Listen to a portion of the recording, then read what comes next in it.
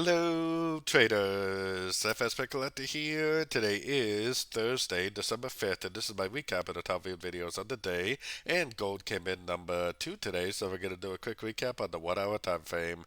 If you didn't see my full top-down analysis on gold from this morning, make sure you check out the video linked at the end of this video over here.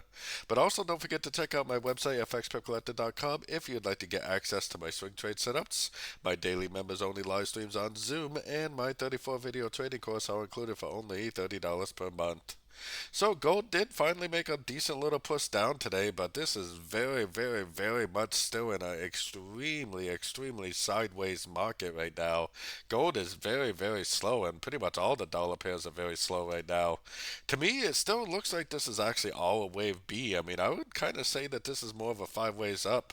This is more of a 3 ways down. This morning I was saying that if it pushed down, it was probably just going to keep going down for a wave C, but seeing the pattern that it's making makes me think that it's still going to end up going up, and there's actually still an A, a B, and a C of wave B in here.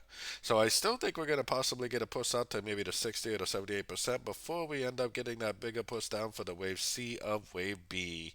But with how sideways the market has been, I mean, who knows, honestly? This is definitely my best guess.